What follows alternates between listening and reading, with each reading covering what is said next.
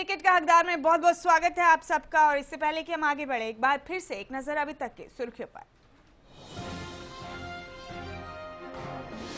चौधरी बीरेंद्र सिंह का बड़ा बयान, कहा बीजेपी में जाने का कोई इरादा नहीं, जींद रैली में खुलेंगे पत्ते।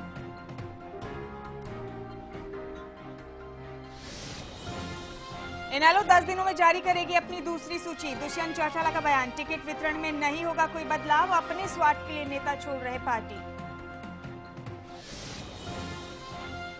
बगावती सुरों पर दुष्यंत ने दिखाई गर्मी तो अभय हुए लचीले, कहा विधानसभा में महज 90 सीटें, इसलिए सभी को टिकट तो नहीं लेकिन सम्मान जरूर मिलेगा। गठबंधन को लेकर बीजेपी हजका में गर्मा गर्मी बरकरार। बीजेपी ने कुलदीप का अल्टीमेटम और खत को बताया धमकी, तो कुलदीप पुरानी शर्तों की दे रहे हैं दुहाई, लेकिन फैसला लेने में झिझक रही दोनों पार्टी। और जम्मू कश्मीर दौरे पर पीएम नरेंद्र मोदी ने कई परियोजनाओं का किया ऐलान, कहा ब्याज समेत कश्मीर का कर्ज चुकाऊंगा।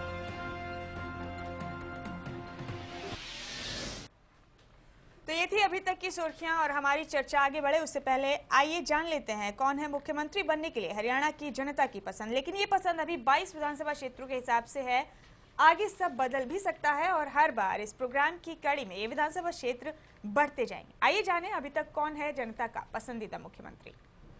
कौन होगा हरियाणा का सरताज, किसे चाहती है सूबे की जनता। खोज इंडिया के सर्वे में सीएम उम्मीदवार का रिपोर्ट कार्ड।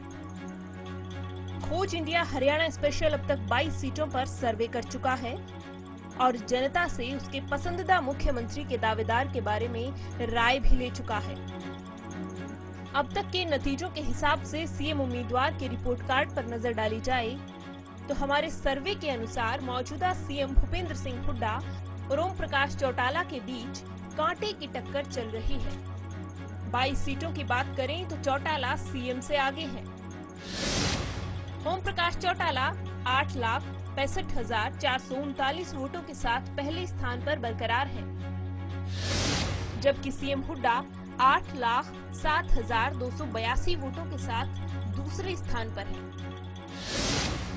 इसके बाद बात करें राव इंद्रजीत की तो वो 2,85,474 वोटों के साथ अभी भी तीसरे नंबर पर अटके हुए हैं और 1,77,520 वोटों के साथ कुलदीप बिश्नोई चौथे नंबर पर बने हुए हैं। बात अगर बीजेपी के प्रदेश अध्यक्ष रामविलास शर्मा की करें तो वो 1,10,302 वोटों के साथ पांचवें यानी आखिरी पायदान से हिलने का नाम नहीं ले रही। सर्वे टीम खोज इंडिया हरियाणा स्पेशल। तो ये थी हमारी एक रिपोर्ट जिसके जरिए आपने जाना कि अभी तक कौन है मुख्यमंत्री बनने के लिए जनता की पसंद। विनोद जी, आपका रुख करेंगे यहाँ पर। पहले राउंड के नतीजे हैं आपके पास, हमारे दर्शक बेताब हैं जानने के लिए पहले राउंड के नतीजे। काफी देर हो गई है, पहला राउंड भी आ गया है और ये दूसरा भी मेरे हाथ में है। पहला राउंड अनाउंस करेंगे, तब तक आप पीसीआर से निवेदन कीजिए कि वीरेंद्र सिंह का बयान आ गया है तो जनता को जैसा आया वैसा दिखा दीजिए, जरूर आप बिना एडिट किए। हाँ, आप राउंड के कलीराम पटवारी आईएनएलडी 31 वोट, पहले राउंड में ही छक्का लगा दिया पटवारी साहब ने। पिछली दफा टिकट मिलेगी ना दोबारा में भी छक्का लगाया था जो मुझे याद आ रहा है, पर वो चैनल और था, क्रिकेट का मैदान और था, अब मैदान भी और है और चुनाव भी नजदीक है। 8,122 Suresh Kaushik BJP 1 262, Amarpal Rana BJP 12 3144, Ashok Saini BJP कोई वोट नहीं, Vijaypal advocate BJP 4 vote, Bachan Singh Arya INC 10 vote, doctor Veena Rani INC 15 vote, Vinod Singla INC 0, Naresh Kaushik INC 1 और कमल शर्मा आईएनसी 4। पूरी कांग्रेस शहीदों से टिकट मांग रही है, क्या जादू हो गया कांग्रेस में। वहां करमवीर सैनी अभी शामिल हुए, बहुत अच्छे वोट 18, 4,716 वोट वैल्यू।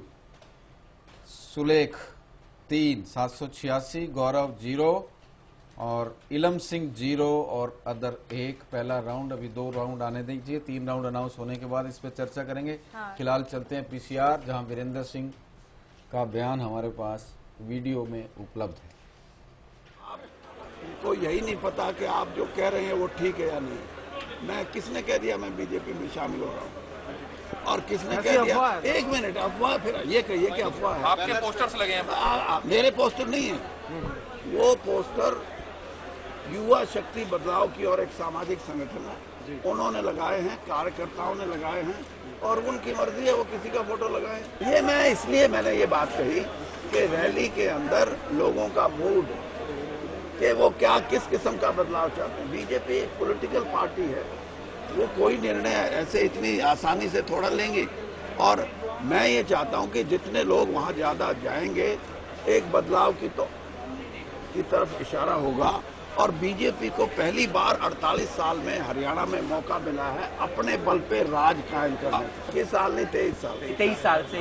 तो क्या अगर आप किसी और पार्टी में जाते हैं तो वहां पर भी इच्छा ये बरकरार रहेगी? और क्या मैं वैसे कोई घास खोदने जाऊंगा? मैं अपने लोगों की भावनाएं हैं, उनको बहुत साल से ये इंतजार है कि वीरेंद्र सिंह और मेरे साथियों की बात नहीं, हरियाणा के आम जनमानस की भी ये सोच है कि भाई ये बात बड़ी बड़ी करता है, इसको भी आजमा के देखें। मैं देखिए वैसे तो मेरा कोई ताल्लुक नहीं उनके अलायंस से, क्योंकि मैं ना उनकी पार्टी में हूँ और मैं लेकिन एक राजनीतिक अनुभव के आधार पर ये कह सकता हूँ कि बीजेपी और कुलदीप बिश्नोई का अलायंस अगर चले तो दोनों।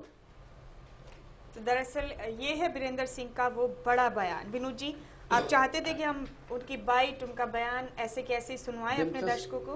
दिलचस्प बयान देने वाले नेताओं को लोग सुनना चाहते हैं और उनको देखना भी चाहते हैं कि किस अंदाज में बोल रहे हैं, कि चेहरे में कितनी कपकपी है, कितना कॉन्फिडेंस है। टीवी के मीडियम का यही तो फायदा होता है ना, अखबार में बयान छपता है तो आप चेहरा नहीं देख सकते, जैसे किस फोर्स के साथ बोल रहे हैं। अब ये मुख्यमंत्री को लेके इतनी फ्रस्ट्रेशन है, बोला मैं घास काटने आया हूँ यहाँ, तो इससे फोर्स लग रही है ना। अभी घास पे मुझे ये भी ख्याल आ गया जी अपने आप को शेर मानते हैं जी, तो शेर कहते हैं कि शेर भूखा रह लेगा, घास नहीं खाएगा। नहीं, उन्होंने कहा कि मैं घास काटने थोड़ा आया हूँ। घास काटने का मतलब होता है कि मैं कुछ छोटा मोटा काम करने ना आया हूँ, मैं बड़े काम के लिए आया हूँ। इसीलिए मैं कह रहा हूँ कि क्या और बड़े काम के लिए बीजेपी को कह रहे हैं थाने मंजूर हो तो बात करो। साफ साफ उनके बयान से नजर आ रहा है शेर को देखना होगा। बड़ी जिम्मेदारी के लिए मंजूर तो वीरेंद्र थारे साथ। चलिए दूसरा राउंड हमारे पास है, मुमताज अनाउंस कर दें। कलीराम पटवारी लोक दल पिछले राउंड से भी आगे बढ़ गए हैं, 39 10,218। सुरेश कौशिक बीजेपी 1, अमरपाल राणा बीजेपी 4, अशोक सैनी 2, विजयपाल 7, बचन सिंह आर्य कांग्रेस सबसे आगे, कांग्रेस में 17। डॉक्टर वीना वर्मा लगता है शहर से वोट आया, गांव आते ही छुट्टी हो गई, 1 वोट। विनोद सिंगला 5, नरेश जांगड़ा 1, कमल शर्मा आईएनसी 2 और करमवीर सिंह सैनी 12, सुलेख डीडवाना 6, गौरव रोहिलिया साहब दूसरे राउंड में भी वही हालात जो पहले में थे, 0, इलम सिंह 2 और नोटा 1। अदर्स और नोटा दोनों मिला के 1। अदर्स में 0 है, नोटा में 1 है। अदर्स का कॉलम खाली है। 2 राउंड और एक बड़ी खबर मेरे पास। और मुमताज जी जरूर, वक्त है हमारे पास। इंडियन नेशनल लोकदल की टिकटें बटे हुए 10 दिन हो गए, पार्टी में भगदड़ मची है। अभी तक केवल अभय चौटाला बोल रहे थे, दिग्विजय और दुष्यंत दोनों गायब थे। इससे कुछ संदेश भी अलग अलग जा रहा था, लेकिन आज दिग्विजय ने कहा कि रानिया के एमएलए का चाल चलन ठीक नहीं था, उनको पार्टी निकाल देती अच्छा हो गया, वो खुद ही चले गए। और दुष्यंत ने कहा टिकटें ठीक बटी हैं, जिनको टिकटें मिली हैं वही चुनाव लड़ेंगे, टिकटें नहीं बदली जाएंगी और बाकी की टिकटों का एक बड़ा हिस्सा भी अगले 10 दिन के बाद अनाउंस कर दिया जाएगा। दिग्विजय और दुष्यंत का 10 दिन लेट आना, प्रदीप जी, क्या पीछे कुछ कहानी कहता है या आगे की कुछ कहानी कहता है? देखिए विनोद जी, मैं इस विषय पे पहले भी एक टिप्पणी कर चुका हूं और मैं उस टिप्पणी पर अभी भी कायम हूं कि जब तक आपके पास सत्ता नहीं रहेगी तो परिवार की जो कला है वो अगर सड़क में उतरती है टिकट के रूप में तो उसका रूप अलग होगा। राज ही नहीं आएगा तो पहले वो की ड्राइंग रूम में लड़ लेंगे, सत्ता ले लेंगे, फिर बंटवारा कर लेंगे। लेकिन ये इसके पीछे है। लेकिन इस पीछे लगता है कुछ था ऐसा। निश्चित तौर पर ऐसा संकेत आ रहे थे पॉलिटिकल जो कुछ लोग ये मैसेज देके भी भाग रहे थे। मैसेज देके भाग नहीं रहे थे, कुछ लोग ये कह के क्या कहते हैं पार्टी में डिवीजन, इसका मतलब इनडायरेक्टली इस नजरिए से भी इस चीज को देख सकते हैं। वो भी नजरिया ठीक है जो आप बोल रहे हैं। अपनी पार्टी के लोग ना भी करे तो कांग्रेस तो कहेगी कि जी वहां गुट हो गए जी, गुटबाजी है। जैसे गणेशी लाल ने कहा भगदड़ मची है। और आज के जो दोनों बयान है वो इसलिए महत्वपूर्ण है कि एक ने कह दिया कि टिकट नहीं बदलेंगे और हम जल्दी ही और बाकी जो टिकट है वो भी अनाउंस कर दे रहे हैं। और अगर टिकट बदलते हैं तो अभी जो ये भगदड़ नीचे के स्तर पे है, भगदड़ नहीं कहूंगा, जो टूट फूट वो रुक जाएगी, पार्टी रीपैक होना शुरू हो जाएगी, पार्टी इंटैक्ट होना शुरू हो जाएगी। वैसे भी चौटाला की पार्टी के बारे में कहा जाता है कि वहां भगदड़ कम ही मचती है, इस बार जरूर थोड़ी सी मची है।